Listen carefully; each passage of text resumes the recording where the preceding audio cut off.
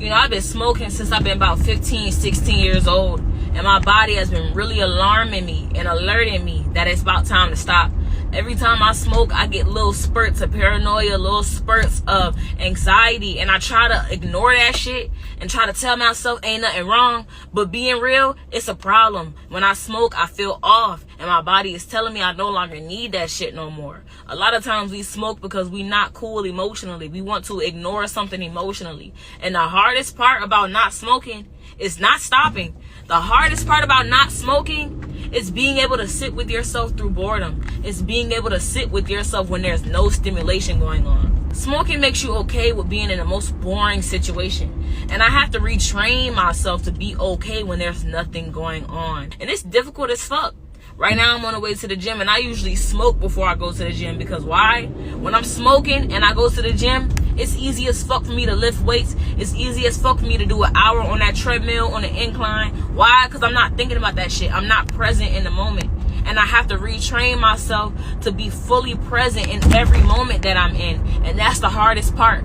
I have to retrain my nervous system. I have to be okay sitting with myself. And that is the hardest part. When boredom hits, I don't want to reach for a blunt no more. I want to reach for things that actually benefit myself, that won't give me anxiety, that'll heal myself, that'll reprogram my nervous system. I don't want to have to always be in a muddled state of being just to do the most mundane things because I'm bored. I want to be okay with doing that shit. I want to be able to be fully present as I am in every moment that I should be fully present in. I think it comes a time where you really got to be honest with yourself and say, why am I doing this? What am I smoking for? What am I running from? And if you're not running from nothing, then that's cool. But a lot of people can resonate with this shit. That anxiety, that paranoia, that shit not fun, bruh. And I think that's the number one sign that your body is telling you, we don't like this shit no more, bruh. And it's about time that I start listening to my goddamn body. Because, boy, I am on my healing journey, and I'm trying to heal all the way around. And that starts with me being honest about shit that I've been using as a coping mechanism since I was 15, 16 years old. Let me tell y'all something I learned. It's easier to save the family that you created than it is to save the family that you came from. Some motherfuckers can't be fixed and they don't want to be fixed. You got to leave them people behind. At the end of the day, you got to break these generational curses for your kids. You and only you. I will always prioritize my wife's happiness over anybody else in the household because she is the rock of our family. Followed by the family itself because they deserve my energy and care as a protector and provider.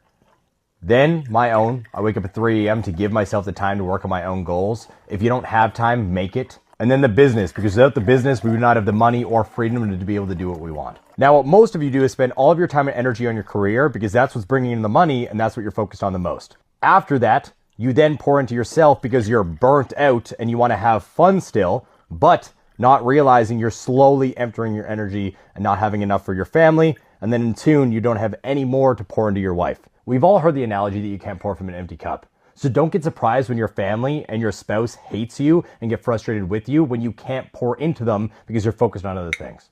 Follow me! Family favoritism exists. Full-grown adults will leave little kids out on purpose. By now, we've probably all seen that little boy on Christmas that cried to his mom about the gifts that his cousins got but that he didn't get. He said that he was trying to be grateful, but it still hurt his feelings. And honestly, it wasn't even about the gifts. It was about the fact that he felt like they were being favored over him. Then her family told her to take the video down. They didn't like the backlash. They didn't like how they were being perceived. But let me tell you something. Grown adults like that know exactly what they're doing. What the psychological effects of leaving someone out or excluding them does to you, that alone shows you that those people don't love you. When a full-grown adult tries to leave a child out like that in that form, it speaks volumes of the type of evil that they hold in their heart. Full-grown adults will really try to beef with a child, an innocent child, because that's the only way that they feel more powerful in this world. It does not matter who you are. You have one chance to do that to my children and you will never see us again. When you talk about my feet glow, this is simple scrub that I make at home anytime I want to give my feet a treat. First, I get sugar, and after that, I put in honey. And after the honey, I put in baking soda. I always add 3 tablespoons of baking soda, and then vitamin E oil. And after vitamin E oil, I add in olive oil, and then moisturizing lotion. I love using Jeggings Healing Cream. And after that, I mix to have a smooth paste, and my feet scrub is ready.